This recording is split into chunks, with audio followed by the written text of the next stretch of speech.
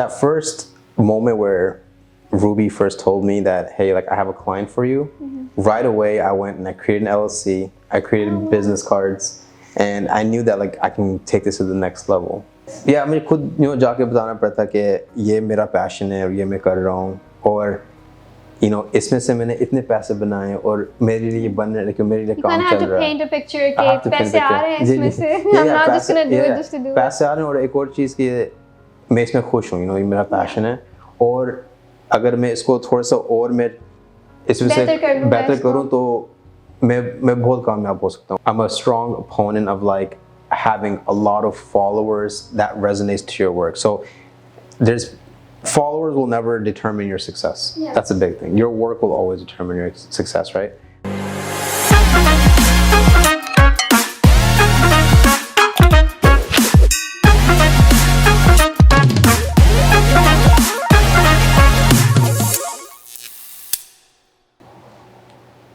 हर इंसान के अंदर एक हिडन टैलेंट मौजूद होता है और जो शख्स सही वक्त पे अपने टैलेंट को डिस्कवर करके अपने पैशन को प्रोफेशन बना ले वही इंसान कामयाबी की बुलंदियों को हासिल करता है. Today we have someone who has covered over 500 weddings and events in the DMV area. His work was also published on the Wedding Wire and the Knot as a photographer and a videographer. Kashan, thank you so much for being a part of the podcast. Thank you so much for having me, Momina. Tell me a little bit about yourself and SPG Visionaries. I am a Pakistani entrepreneur who specializes in wedding photography and videography services. I was born and raised here in the DMV area in Arlington, Virginia. I always had this lifelong passion of photography and film, but just never found a way to monetize off of it.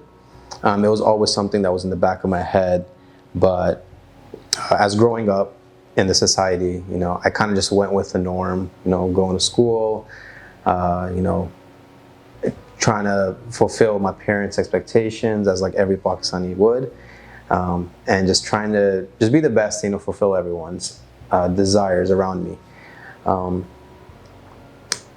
How did you, when was the first time you realized that photography is what you want to do? Well, I always had this passion, right? So when I was like in high school, me and my friends will kind of get together, we'll make like funny videos together, we'll just do like dumb videos and for fun here and there. So it was always that passion, right? I never thought of it like a serious profession. And the way I got into it professionally, I would say, was when I got into this work, my main goal was to motivate people around me through my work. And how I started out was I would go and interview business owners in my area and have them tell their story about their business. Interesting. And so my cousin actually had opened this restaurant in Springfield called Haveli, which a lot of people may know about. And he was the owner of it back in 2018. So just for my own passion, I told him, hey, I have a camera. I'll make a free promo video for you and put it on social media and, people will come. He's like, all right, that sounds good, So, and when was this? This was late 2018. Oh, okay. So I went there with my camera and I was making like, cinematic films of them making the food, of, the guests coming and taking food. And there was basically like a wedding party going on. So I was kind of just getting like an overview of it, just to kind of show like, hey, this restaurant also does weddings and parties of all nature. It's like a promotional video. Promotional video, just for fun, and it was for free. It was my cousin. I was like, I'll come do it. So from there, I met my very first connection. Her name is Ruby Basharat with Decor by Ruby. She's a big decorator in our area. So she was there covering a wedding, and she saw me with the camera, and she was like, hey, do you do weddings and stuff? And I'm like, no, I'm just here, making a video for my cousin. And she's like, I have like some clients, they're like kind of like low budget clients. They'll give you an opportunity. They really wouldn't care like You'll your get experience. Exposure to. Yeah. And as soon as she said that, like something clicked in my head. I'm like, wait, like I think I can make money off of this too if I do it this way. And everything just started coming together in terms of, she's Pakistani. Most of her clients were Pakistani. So I already understood like how to deal with weddings. And now it was more of the fact like I have to come bring my craft into this world and just show them like what I can do. So she gave me my first opportunity. And It was a $300 wedding, so photo and video for $300 a night, which is basically nothing. But for me starting out, I was like, wow, I'm getting paid for my work. Like, How long was it? Did you spend the whole day there? yeah, so it was about a 5-hour wedding that we did for only $300. Is it just you? Was it just you? It was me and my brother, so who I'm going to elaborate a little bit more on because he was also a very big support in my business. And even though it was just $300, I was so happy that someone was paying me to come and take pictures. Like, they were giving me the opportunity. And this place was actually right by my house, so I was very happy, and it was my cousin's restaurant. So this worked out. it worked out very well. It was a sign. It was a sign, and through her and through that restaurant, I got a lot of events in the beginning. They used to hold a lot of weddings there, and I met with the owners. I met with other vendors that worked there, and just kind of gave my cards out, and that's how I got into it professionally.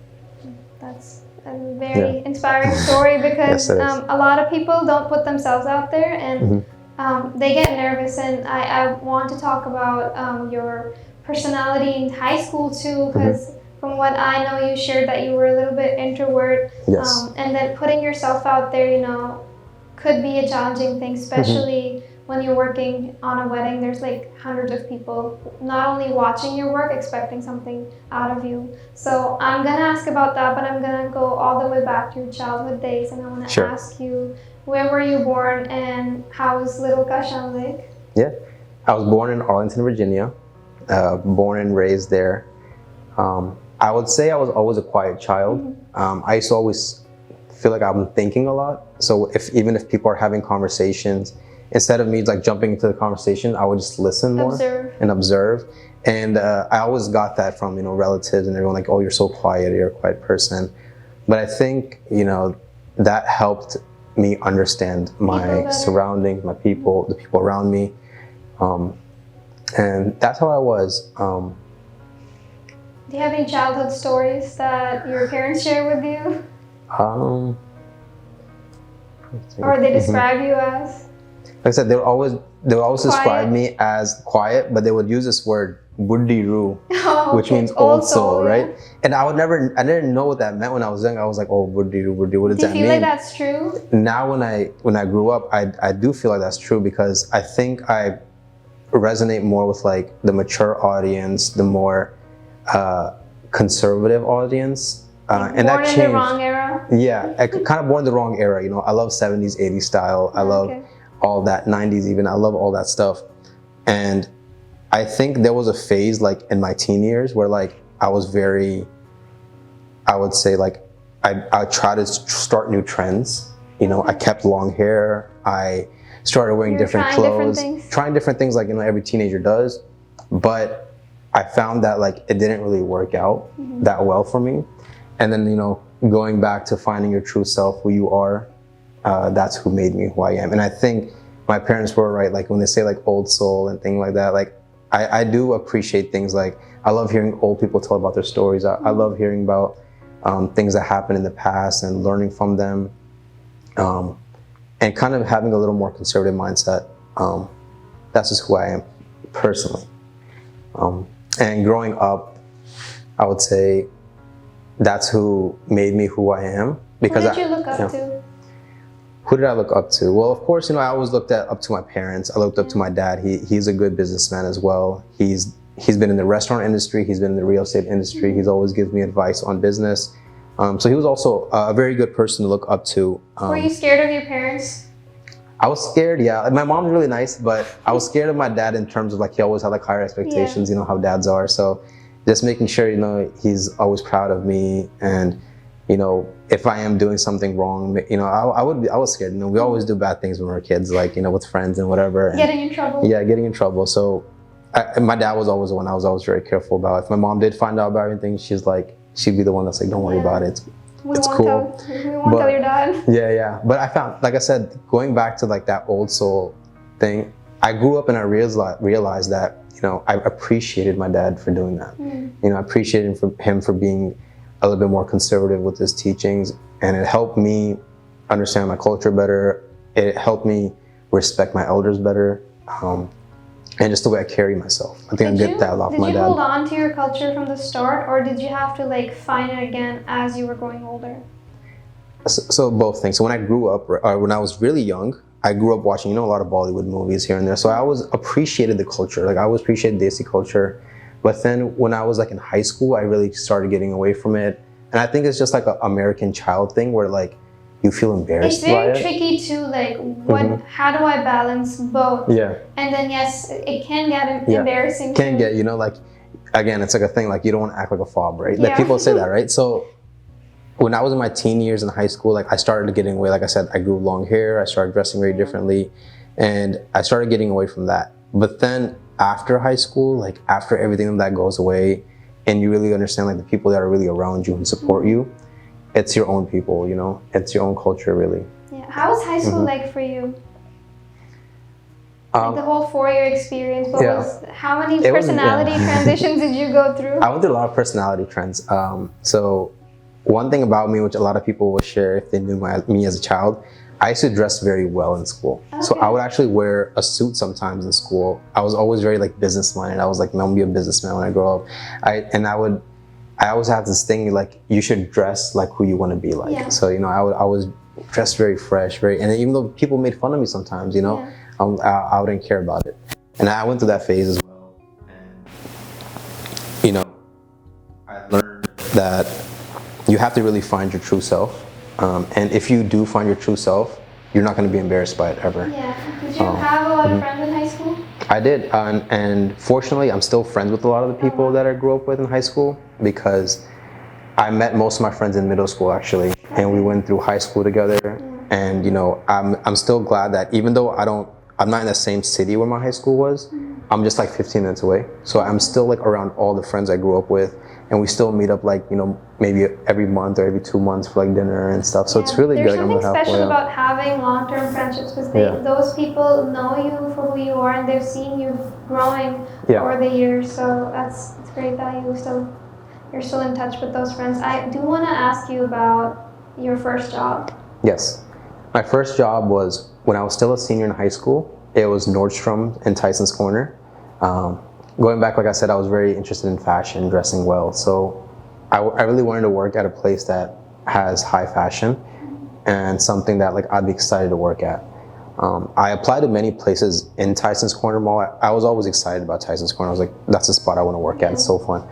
And I always used to hang out. Yeah, I always used to hang out there with my friends too. So I'm like, I just want to work there. I applied to very different places, and I got lucky that I started at Nordstrom. And one thing about Nordstrom that I didn't know when I first started, that it was a commission-only job. Oh, interesting. Yeah, so you don't get paid hourly there. Oh, okay. Which I thought I was at first, and then. How does that work? Yeah, so basically you only get paid for things you sell. Okay. And their main thing is like you have to build customer relationships. You have to make sure your clients are coming back and shopping with you. So I was basically forced to kind of create a small business for myself. Like in terms, and basically that's how every salesperson is. They're basically their own business. Even though you're working for Nordstrom, I had my own client book. I used to follow up with them. I used to invite them to like sales and different brand revealings and things like that they used to hold. So I was kind of forced to like learn that when I just got out of high school. And it was really hard at first, like understanding like, man, I'm not getting paid hourly. Like I really have to work. Like I have to sell. But I found my true value. I understood that like if I worked hard, I could make more. And it was a very exciting career, to be honest. And that probably gave you a lot of experience, because now you could be using for your own business. Yeah. So that's what really changed me from going from an introvert to an extrovert. Yeah, because you're working with people, you have to put yourself out there and communicate. So when I was in high school, this is how I used to talk. Hey man, what's up? How you doing? You good? All right, cool, man. Let's hang out. And that's how it used to be, because that's how we used to talk with friends, and that's all I knew. Yeah. I never talked professional with anyone. So when I went to Nordstrom, my manager really helped me break out of like my shell, and was like, basically these clients don't know who you are. They don't know your past. They don't know. So when you come out and just like put yourself out there, they'll be happy. They're not gonna be like, why are you acting like this? They want to see that. They'll feel comfortable. So Nordstrom really helped me break out of my shell. It helped me discover like my passion, because at that time my passion was fashion, right? And I really wanted to resonate that. But again, with any commission sales job, it's not it's not consistent. Yeah. And, of course, bills are consistent. So, like, every month, you have to pay the How bills. long did you work there for? I worked there a year and a half. Oh, okay. Before I quit, and then I quit and I went to a bank because it was more steady. I was making like a steady paycheck. Because with Nordstrom's, like during the holiday season, you can make really good money. Then right after that, there's like slow seasons and you're making like barely any money. Anything. So it didn't work out because, of course, you always have to pay the bills and stuff. So I had to quit because I had to find something more consistent. And that's my second job started was banking. Okay, interesting. Thanks for sharing that. So I want to ask you, how did you get into photography? Like, when did you start? You did share a little bit about, your first experience working on a low-budget wedding, and that connected you. But when was the time when you realized, okay, I'm going to take it to the next level and start this as a business? Yeah. So that first moment where Ruby first told me that, hey, like I have a client for you, right away I went and I created an LLC, I created business cards, and I knew that like I can take this to the next level. So right away I started making connections with all the vendors in the area. So whether it's DJs, decorators, event planners, venue owners. How did you do that? Through social media? Yeah, one through social media, but through also every event that I did. Even that first event I did, I got, and actually it was DJ Amir. He was one of my first main connections as well. I gave him my I gave him my information, and we connected as friends. That's one of the main things too. And you stayed in touch? Yeah, we stayed in touch, and he became a good friend afterwards too, like through this business. And all the connections that I've made, it's just like a web. The more connections I made, the more opportunities I started getting. DJs started contacting me for their clients. Wedding planners started contacting me for their clients. Networking. The networking. And then of course when I got that network, then my work started speaking for itself. And then clients started contacting me. It was like more, and of course the best thing about our area, the Pakistani, the Desi community, is we always support each other. Yeah. So the word of mouth went through really fast. I would say, when someone liked my work, they shared it definitely. Like they shared it with their family and their friends. Back. Yeah, and I've done weddings for like the same family like 4 or 5 times already. Like I've done them. Then it's like my cousin's getting married. Can you cover their wedding? Or my brother's about to get married. Can you do their wedding? So that's how it grew, and that's how it actually became a business for me. I'm sure it's a process, and a lot of people get really frustrated because they do have talent, but then if it's not overnight success, it kind of dies out. Yes. And they go ahead and try different things, and they know where their heart is, but putting the work is where where you're going to see the progress. So what advice do you have for people who are doing this for a while and not seeing results?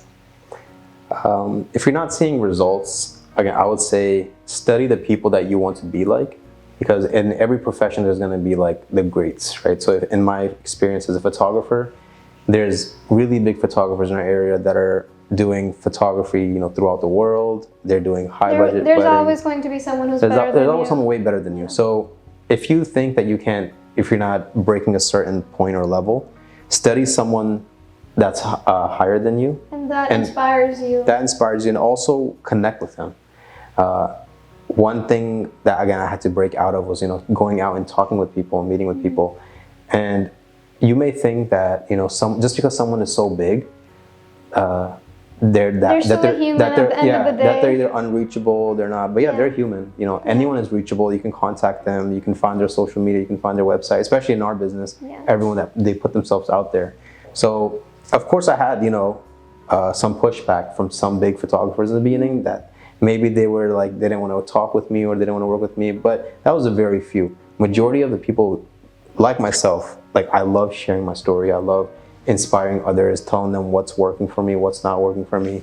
So if you want to grow, you have to go out and make these connections. You shared that you went ahead and interviewed people that you thought were successful and you wanted to be inspired from their story. How was that process like? How did you just reach out to people? Yeah, so because myself, I was inspired by these people. And because my cousin was in the restaurant industry, and because my dad was also in the restaurant industry, I kind of had connections with restaurant owners, so I wanted to start with them. So I wanted them to tell their story and to motivate people. And I was like, if I'm doing this photography, videography, maybe I can benefit people through this way. right? Because I wasn't thinking of any weddings at the time. I was like, hey, I'm just a content creator. What's the best content I can create for my community? So I was like, I want to create motivational, inspiring stories from local business owners. And that's how I started that first step. Did you have any setbacks? I had a lot of setbacks. I had setbacks from time management because I was also working full-time at a bank. I had setbacks from, family and friends because, you're starting something different. You're kind of getting out of that normal routine and doing something different. And there's a lot of people that depend on you. And it confuses people around you because they're like, what's going on? Yeah, what's going on? So one major thing that helped me overcome was being really confident in my dream.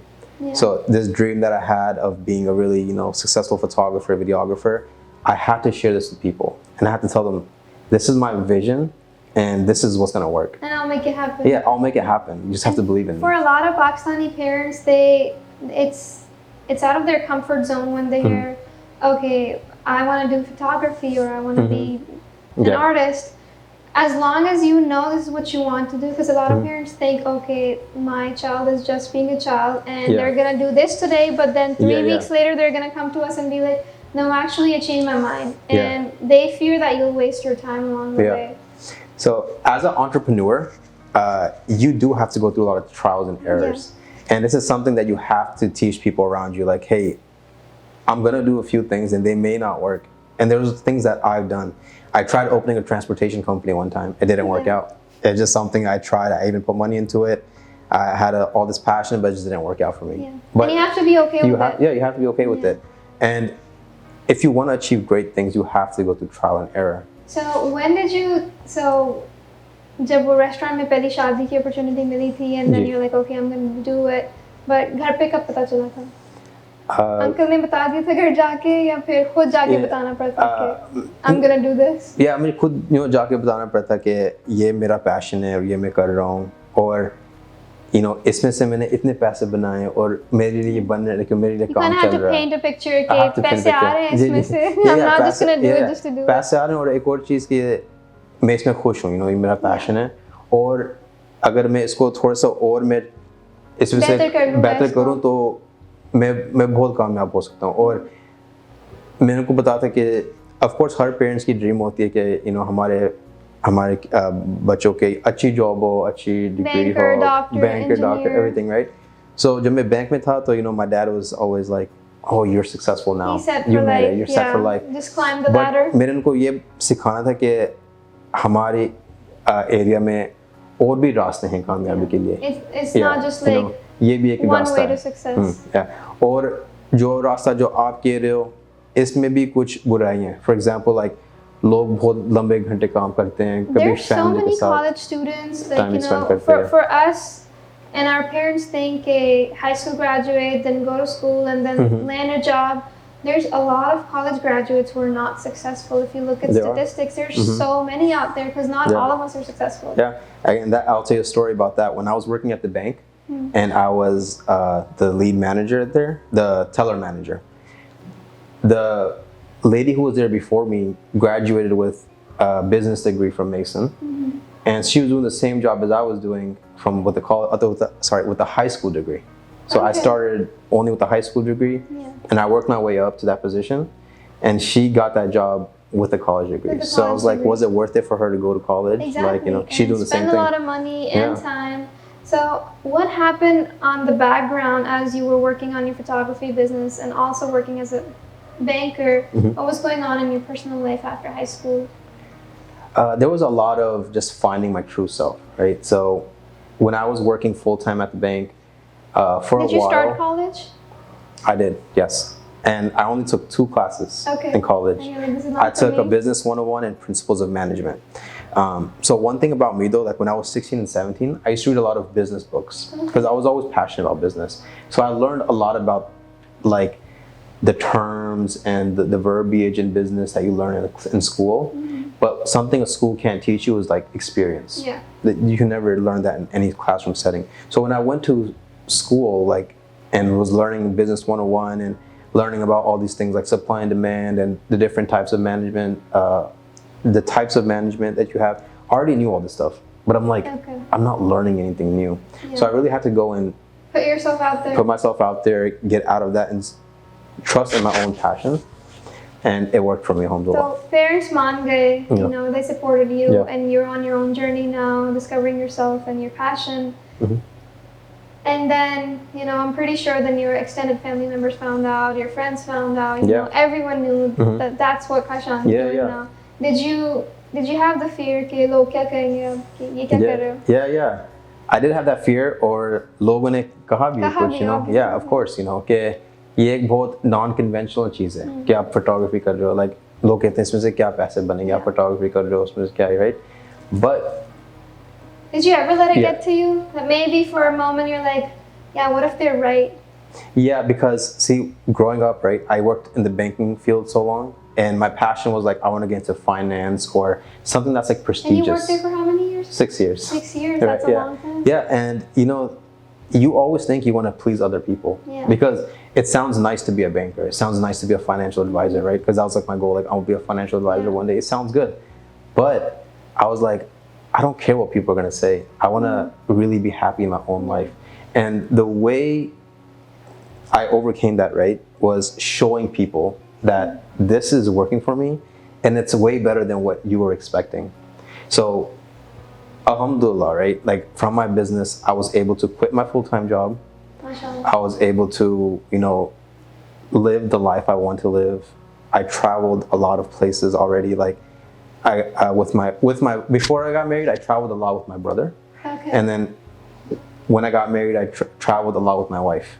Okay. And because of this passion, because of this journey I You're took, able to I was travel able and to do be it. there for your family. Yeah, and it's not just about money; it's about time too. Yeah. You know, I have so much time to myself now because I'm my own boss. And you're happy when you're working, and you're Yeah. happy when you're not I'm working. happy, and so the people that you know जो बातें बनाते हैं, उनको खुद पता चल गया कि And they like stop at one time. they'll stop and Yeah. they'll know that hey man, my expectations were wrong. Like Yeah. he actually like फिर वही exceeded लोग our इंस्पायर होना expectations. शुरू हो जाते हैं, फिर वही बताते लोग- हैं अच्छा ये भी हो सकता है. This is also a career. Yeah, exactly. You know, जो मेरे cousins and anyone वो भी मुझे देखते हैं कि मैं जब इवेंट्स पे जाता हूँ, you know, हर जगह मैं पोस्ट करता हूँ, Yeah. मैं अच्छी जगह जा रहा हूँ, नाइस पीपल से मिल रहा हूँ और अच्छे रिव्यूज आ रहे हैं, लोग खुश हैं, you know. So ये नहीं कि मैं इसमें से अगर आप दिखाओ ना कि आप worried हो, आपको स्ट्रेस हो रहा है, तो हमने तो कहा था yeah, कि हमने ये तो कहा था, होगा. yeah, exactly, you know. So you will they will get what they want.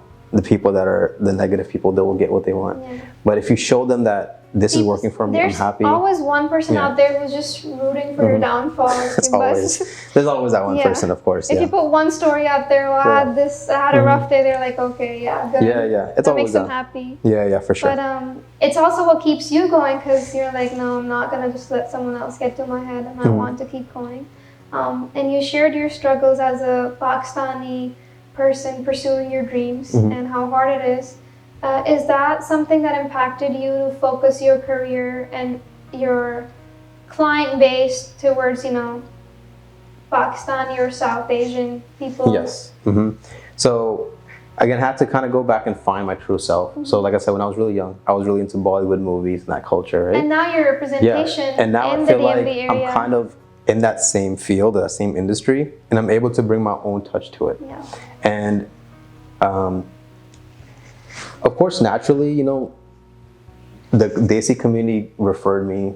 That's naturally what happens. But I also felt like now I started to have to market myself as like a Pakistani wedding photographer.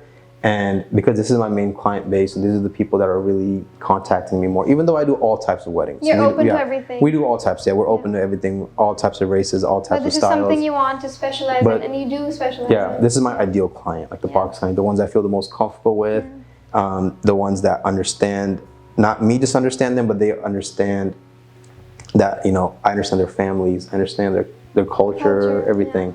So it made me appreciate my culture a lot, like where I'm from and who I am, and appreciate the people. Like I appreciate Pakistanis a lot. Yeah. A lot of times people don't like their own kind for some don't. reason, and they think their own kind is always out after them. Yeah. But there's always going to be good Pakistanis, there's bad Pakistanis. It's just about Yeah. who you want to be with, who you want to be around, and who you want to be inspired by. And I feel like it starts within you, because if I'm thinking, oh, he's a Pakistani, he's out to get me, other person's gonna think the same, and the cycle never ends. It does, so yeah. it starts from yourself, and being kind goes a long way. And I feel like this is one of the things you emphasize on a lot when it comes to also marketing. You want people to know that not only you will deliver results, you'll also be kind, and your team will be kind to them.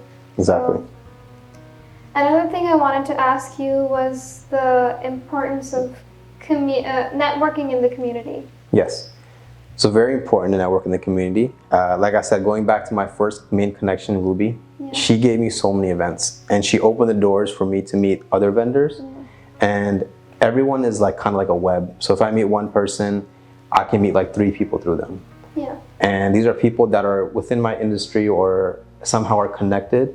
And the power of connection is so important that if you meet someone one day and you introduce your work and they like you and they know about you, maybe something might not come out of it right away. Even if they're not working with you, they will talk about you. They'll talk about me, yeah. So if something doesn't come right away, maybe in a few months, maybe in a year, they'll come back to you, and they might either work with you, or they might refer you to someone else, or they might just ask you for advice or something. So they'll come back to you. It's very important that you put yourself out there and meet as much qualified people as possible. Don't waste your time with people that have nothing going on with themselves, but go out and make connections with the right people.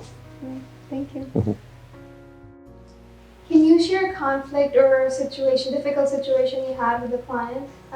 That reminds me of a story too, and I want you to kind of go back to your own experience.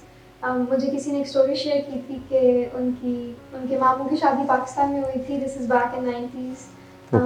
And a photographer covered the whole wedding. और उसके बाद वो pictures वगैरह उनको कभी नहीं मिली. कोई contract उस टाइम पे नहीं होता था, कोई चीज़ साइन नहीं की हुई. It's just communication, और उस बंदे के घर का पता था. So a couple months after उनके घर गए, वो बंदा घर से भी गायब है. And then it's 2023, pictures नहीं मिली कभी भी. Oh wow. So I mean that's why contracts come in handy now, and I feel like this is good for clients too. But before you didn't have contracts, did you run into a situation where it was really tricky with the client? Yeah, I did have a story. मैं एक wedding cover कर रहा था, और उनने मुझे बस loosely phone पे बताया था कि ये timings हैं, like जो मुझे समझ में आई थी वो कहते हैं from 5 to 11 p.m. But उनके माइंड में था कि like 5 o'clock आप start करें और जब तक वो end हो जाएगी, that's it. और जब मैं start कर रहा था, मुझे बस opportunity चाहिए थी. मैं ज़्यादा उस पर focus नहीं था कि मुझे client नहीं lose करना था. Setting हाँ, और मुझे एक client lose नहीं करना था, मुझे opportunity चाहिए. तो मैंने उस टाइम में बस कह था कि like हाँ, अगर कोई मुझे inquire करा, yes to everything, because I wanted that opportunity. तो मैंने इवेंट स्टार्ट किया, और मेरी टीम भी थी मेरे साथ. और जब 11 o'clock का टाइम था, मैंने देखा था कि अभी तक कुछ नहीं हो रहा, और उनको रुखसती अभी तक करनी थी. तो जब टाइम आया रुखसती का, it was like about 11:30, 11:45. उन्हें रुखसती की, so शुरू की, so almost till 12 o'clock वो इवेंट गया, right? और मुझे भी अपनी टीम को भी पे करना पड़ा था for the extra hour, अपने आप को भी जो मेरा टाइम था. फिर of course फिर इनकन्वीनियंस भी होती है, आप घर वालों को बताते हो I'll be home this time. फिर वो आपकी एक्सपेक्टेशंस होती हैं कि मैं 11 o'clock ख़त्म हो जाएगा मेरा. तो उसी एक्सपीरियंस से मुझे रियलाइज़ हुआ था कि कॉन्ट्रैक्ट्स बहुत इंपॉर्टेंट होते हैं. What did they say to you when you came up to you? कि बस आधा घंटा, 1 घंटा और? Yeah, it's always like that. बस आधा घंटा और 1 घंटा रुक जाओ.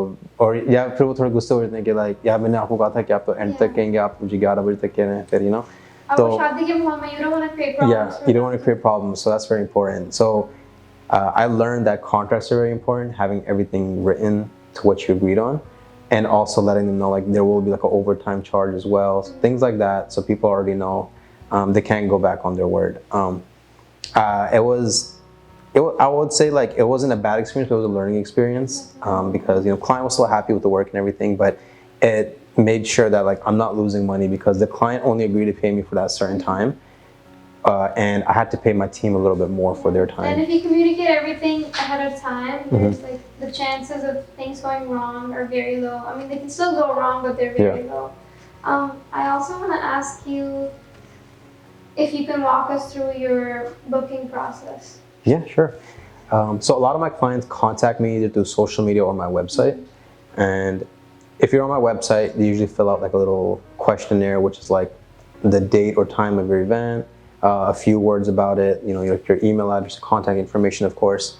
And so I receive that, and then I usually like to set up like a phone call or a Zoom call with them to go over all the details, because even though you can do it through text, there's just a lot of little details that we like to ask about to make sure like we know the right timelines and everything. So I set up like a Zoom call. We do a consultation. And you go over the contract too? Yeah, we go over the contract. So this is before anything is signed. This is a free consultation. It's like a face-to-face meeting. If I have met people in person as well, so if you're nearby and you want to meet for like coffee, why not? I can meet with you. And I've done that before. And I sometimes will, if I come to in-person meetings, I have like printed albums, and I can show you my work as well, just like not just what you see on social media, so you can see like the actual printed work, and kind of get to know me. Albums? I do printed albums as well, yeah. So I do printed albums, and for myself, I made big acrylic prints, which I could do for clients. Just never had anyone ask me for them yet, but I could do that as well. And this way, the client knows me as well. Yeah. It kind of goes, connection. Yeah, it kind of goes back to your story, like the photographer Bhagyata. Like if you don't know who they are or you don't know anything about them, like you may not trust them as much. Exactly. But if you kind of see a face, you know who they are, you know their background a little bit, you trust them a little more. Yeah. So that's my goal. Is I want to make sure the client trusts me and they understand who I am and they're comfortable with, trusting me for their special day. That's before booking. You talk to the client, you have a contract, everything's good, and then comes the day when you have to film. Yes. There is a lot that goes into being a vendor. Not only you don't have to just take pictures. There's time management. There's so many things you need to stay on top of to make sure everything goes well. Mm-hmm. How did you learn the importance of time management, and did you have times where you didn't meet some expectations and you learned from it? Yeah, like I said, going back, like usually that ending part where someone wants me to stay a little extra longer. But just having that communication, like they know that if you do stay longer, there will be like an overtime charge, and having that communication beforehand, like not bothering them like when everything is so busy, but just asking their timeline. So communicating with all the vendors is very key too. So like the DJ, the event coordinator, they usually have a timeline of everything, and so we're ready. So for example, like in my experience, like there may be something going on, but all of a sudden someone grabs a mic and they're about to do a speech. I'm like, wait, like I need to record this audio. So like getting that, being prepared for that, like making sure we capture everything. Yeah, I would say for the most part, I have been, yes. Because some people, they can be punctual, but like the timing for them, like I can share my story. Like if I need to be somewhere at 2 p.m., in my head, I need to wake up at 9 a.m. and then, till like 9:30 and like get ready and then leave the house, and then I have to leave like 30 minutes for like unexpected things to happen, because something always comes up. Like there have been times where I am ready to leave and get to where I need to be, and then I'm like, okay, where's my phone? Yeah, for sure. I would spend 30 minutes just looking for my phone, and I didn't need to lose it. So like I'm always like that, that like cushion in between, just so you can always get where you need to be on time. Did it come to you easy, or did you have to work on it over time?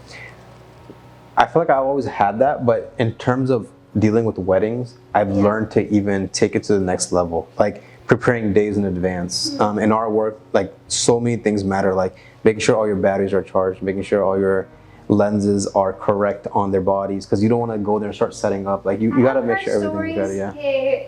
Photographers would go to cover a wedding or puri record करके आ जाते हैं, घर आके देखते हैं there's no footage, it's gone.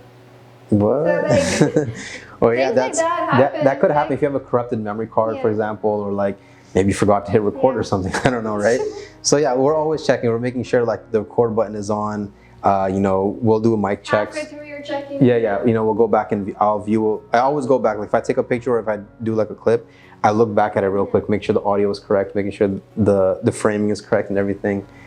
So I've learned that a lot in my experience, and then, like I said, I've covered over 500 weddings. So the first few, it comes with experience. So the first few are always learning experience, and that's now I can say we've perfected everything in terms of like wedding coverage. So we understand all like the aspects that could go wrong, and we make sure they don't go wrong. That's great. A lot of the people now when they're booking, they don't go the traditional route anymore. They look at your Instagram, they look Yes. at your portfolio. So as an artist or as a content creator, how do you think, like, what's the importance of social media nowadays? Because it's a constant battle, because you're like, do I want to improve in being a better photographer, better in my business, or should I also care about engagement, likes, and comments? Because that's Yes. very tricky. It is tricky, and you have to have a balance of both, I would say. Even though I'm a strong opponent of like having a lot of followers, that resonates to your work. So there's followers will never determine your success. Yes. That's a big thing. Your work will always determine your success, right? But of course, you have to go and make sure you're connecting with all the vendors, and followers grow naturally. And you have to have the grow, right followers, right audience, because you can have like 100,000 followers. Yeah. Who are just following you just because Yeah. you can go around and tell people, oh, मेरे तो इतने ज़्यादा followers Oh, हैं, but exactly, you don't have people who care about your work. Exactly. That's really important. As compared to, you can have 200 followers and people don't realize this 200 people are a lot of people. Oh yeah, it is. If they're real If they're real people, yeah. If they're real people and they care about your work, your craft, Yeah. 200 people can then go in person and tell more Yeah. people about your work. So That is true, yeah. And I've seen it myself, sometimes I'll do like sponsored ads on Instagram, and I'll get like random followers that sometimes aren't even in the country, or like they may not be connected with anyone here. But sometimes I'll post something, and it's like, for example, if I post a bride's picture, her sister might start following me, her friends start following me, then the other vendors, they will start following me. So these are real people that are connected with this person, and they'll refer me to like more work in the future, or like they can share it and they appreciate it actually, So it's very important. So social media is like our main basis of It's how the we future. reach. Yeah, it's the future. It's how we, not just show our work, but we communicate that way too. We can't just ignore It's a that great anymore, platform, that, yeah. I don't do social media. Oh, yeah, Here's my can't. website, because especially the younger generation, they don't like doing emails. They don't like going to a website. They just want to see your Instagram or even TikTok now. Yeah, that's true. Yeah, for sure. And being on social media consistently is very important. Always posting like new content. Like I just posted stuff this morning. Always constantly editing. Always making sure like brides are okay with me posting. It's always like a constant battle. Like I need to post more. Your Instagram reminds me of something. I've been watching your stories and I see that you take little prayer breaks. Yes. When you're covering, and I feel like attending or covering Pakistani weddings may also be helpful to you as a photographer, because they understand and you understand them. Yes. But how do you manage your personal life while being on work? Yes. So yeah, alhamdulillah, like majority of my clients are Pakistani, they're Muslims, so I can get an opportunity to pray and they'll understand it. And even if they don't have like prayer breaks, my team themselves are all Pakistanis and we understand each other, so I can always let them know like, hey, like if it's busy and like I can get another photographer to kind of cover me for like 5 minutes while I go pray, like my team understands, and also like the client will understand as well. And you're making sure there's always someone covering. Yeah, I always make sure. I mean, and of course, there have been some times where like it's been too busy for me to pray, but I always make sure I can find the time. And there are always times, and in our work, we're not like shooting every second. Like we're not doing, there's always a little time where like we're waiting for like the couple to come, or we're waiting for like a family member, or waiting for someone. And in a Pakistani community, it's, they're very open for it. If I ask someone like, hey, I just need like 5 minutes, like, and I'll ask them at a good time, of course, like when they know like we have a little time, and they're totally fine with it. And majority of weddings I cover, like Pakistani, they'll have a break and they'll take a prayer break. And it kind of shows your personality and who you are as a person and where your priorities are. And I feel like that you're staying true to yourself, which is also something that brings more clients, because they know who you are. And, for sure. Well, nothing happens without the will of Allah, right? So I can say like I'm the most hardworking person. I can say I'm the most like best photographer or whatever, but nothing happens without the will of Allah and Him putting that idea in your brain and giving you the right health to move forward. Your work is growing because there's barakat in it, because you're constantly like being grateful. Yes, always, constantly. I'm so grateful, even if like I do something bad, like a bad experience with a client, and I learn from it. And I'm you're grateful for that too. opportunity. You know, like I'm grateful they gave me the I feel like opportunity. I people learned. can have a lot coming their way and still feel like it's not enough because they're not grateful for what they've already done. Yeah. Good or bad, I feel like if you're grateful, then you know there's always going to be room to grow. Yeah, it's the simple things you got to be grateful for. So like just having good health and a good like mindset. Like some people that a lot of people have that and they might not be thankful for it, right? They take it for granted. I'm like the ability that I have to, you know, travel places and to meet with people and talk with people. Some people don't have that ability, you know, and so be thankful for that. And the more thankful you are, the more doors will open for you. Definitely. Inshallah. Yeah. I feel like being motivated and all the time, it's very hard, and you know there can be times where you're like, okay, it's draining for me. Yes. But then comes a time where you know that's where your family and people who support you, you know, show up a little more than they usually do. And I do want to ask you, who do you think morally supports you a lot and supports you just not just because you're succeeding at life, supports you no matter what? My wife, for sure. My wife has supported my journey from even when it was just an idea, and you know, like I'm just sharing this idea with her, and she, you know, she's a Pakistani woman. She's like, she resonates to my ideal client as a Pakistani bride, right? Because at one time she was a bride too, and we went through the same, like, you know, the obstacles that my clients face, like finding the right photographer, making sure like everything is right, making sure the wedding's all correct.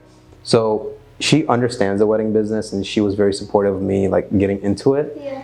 And she's always like giving me feedback on my work. She tells me when like something could be changed. You're probably telling how to take pictures. Yeah, she is. And then I appreciate it because she does understand like good photography.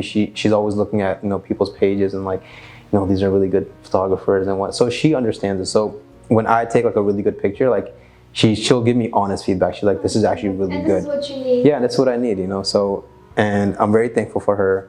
And she's a big part of my success for sure. That's great. That's awesome. I have personally had the honor of working with you for one of my own events, and we met through Sunny, I would like to share. Yes. Who's also a great photographer and videographer. And yes, for sure. We didn't meet until the day of the event, and then I feel like, you know, I felt comfortable working with you, even though I didn't know you. This was my first time working with you. You just knew how to communicate. Yes. And how to like do this, do that, and this obviously comes with, you know, experience, but I feel like your wife probably plays a huge role. Oh, it does, yeah.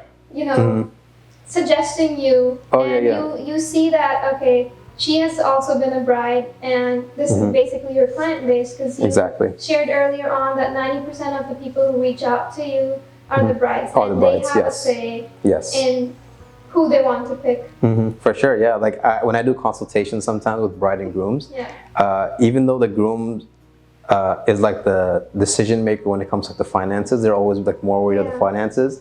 The bride will always be like, I think it's worth it. Like they'll have the final decision, and they'll like they'll say like, this is worth it, we should go with them, even if like the groom is a little hesitant sometimes, like, and it's usually the pricing. Sometimes they'll be like, you know, you can go a little lower, and then the brides will be like, I think it's worth it, like I think they're good, you know, like, and they're always the final decision makers. So I'm thankful to have like a wife that understands my business, and she supported me even though this is like a non-conventional thing usually to do, because of course everyone wants the best for their spouses, right? Like of course I'm sure she wanted me to have like a high paying job or something. I do that, and which, you know, and even not just her, but my in-laws, like explaining to them like, hey, I don't have a college degree. And you know, like in Desi culture, like they're always comparing to other people. They're like, you know, he's studying to be a doctor, he's doing IT, he's doing this. And again, going back to like being so confident in your own passion, explaining to them, like I explained to my own parents, like, this actually is working for me. Like I have clients, I have people that like are referring me, and I'm making money off of it, and I can grow this to like a huge platform. It's like limitless. So when they see that I'm confident in myself, they'll trust me already. He knows what he's doing. Yes. आपसे बात करने से पहले, I think before we started this, आपके पास एक advice थी that you said you wanted to share, कि idea लेना चाहिए बीवी से, और trust करना चाहिए उस पे, and you wanted to share kind of how it's not common nowadays. Yeah, it's not common, I would say. And like, Pakistani culture में ये होता है कि husband and wife ज़्यादा communication उस बात पे नहीं होती कि जो अपने जो अंदर से जो passions होते हैं आपके या जो ideas होते हैं वो हम थोड़े डरते हैं share करने के लिए, especially work, yeah, because it's a big thing. You don't bring that home because you're like, I don't want her to know I'm doing great, so she's not worried. It's because of course सबकी चाहत होती है कि आप कामयाब हो, that's the main thing. Everyone wants that from you. But I think we need this more in the Pakistani community, where we should share our passions with our spouses more and support our goals. Not just like the basic, like going to school, getting a job goals. No, like what is your actual passion, and then work together towards that. Yeah, it'll help build your friendship too. Like me, like she is my wife, of course, but she's also my friend. Like we can share like ideas together, we can share things together. So it's very important. The young people that aren't married yet, this is also very important to find those people that are very supportive of your passions. Because and that reflects on your work. If you're peaceful and content, and you have a strong bond, you have someone who supports you no matter what, that automatically when you show up for work, you're like, not only am confident because you shared that you're confident, which is why a lot of people were able to trust you more. Yes. But then you're not going to be confident all days of the week.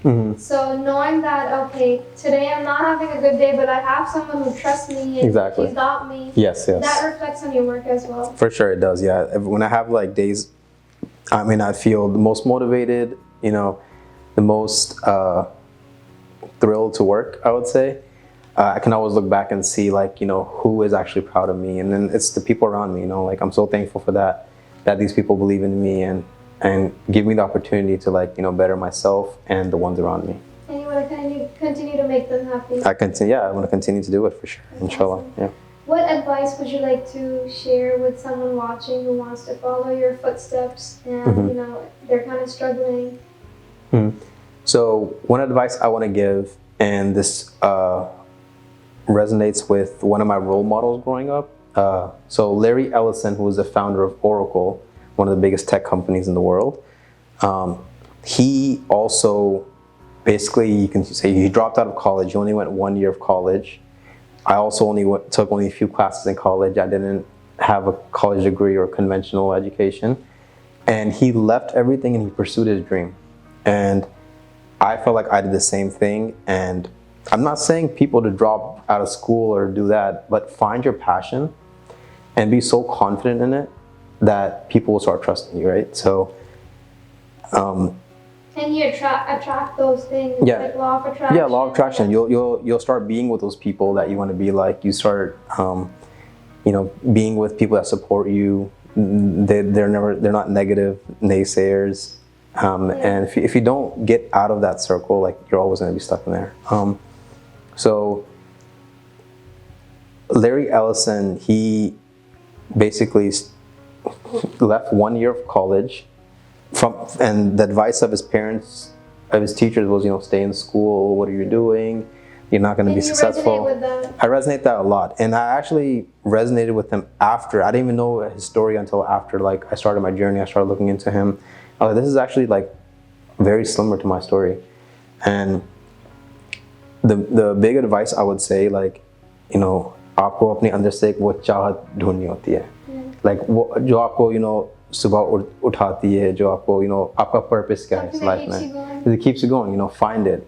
Whether it's your wife, whether it's your parents, whether it's needy people around you, there's people in this world, they need you, they need you to be good, and of course the majority of it's the people around you, your parents need you to be good, your wife needs you to be good, and don't just be average, be great. Yeah. Because you can change other people's lives as well. Definitely. Well, that's a great piece of advice for anyone watching, and I hope people can be inspired from the story. Sure. Okay, so before we wrap up, I have one last question for you. I want to ask you, what should we expect from you in the future? So I definitely want to broaden my reach. So having covered over 500 weddings already in the DMV area, I'm now trying to expand my markets to like New Jersey, New York, and hopefully the West Coast. So you'll see more travel and destination weddings. Hopefully I can go to other countries as well, inshallah. So my goal is, it's like if I can be great in this market, I can be great in other markets as well, and especially like Desi community, like Pakistani community, they're everywhere. There's a huge, Pakistan for a wedding. yeah, inshallah, yeah. If I get opportunity, I would love to go to Pakistan for it. And it's like, for me, I love traveling, so this is a way for me to travel as well, and to do something I love while traveling. Have you been to Pakistan before? I have, yes. I've been there about 4 to 5 times. Last time I went in end of 2018, and when I went in 2018, it was after 14 years. Oh, wow. So it was like the first time I went, like actually as an adult, and I experienced Cultural shock. yeah, culture shock, but I actually appreciated, being Pakistani. That's one main thing, but also appreciated like the opportunities I have here as a Pakistani, because a lot of times, like I say, in our culture, everything is very conventional. People just want to do what everyone else is doing in the very conventional way. So I think being like a Pakistani photographer made me, appreciate my culture more. And going to Pakistan, seeing everything there, seeing the culture, I loved everything. I was gonna do like food vlogs over there, something like that, but I just didn't get street food. But I just didn't get opportunity because it was so busy over there. But I definitely want to go next time and make like a small either documentary or like a food vlog, So inshallah, I would love to go again. Awesome.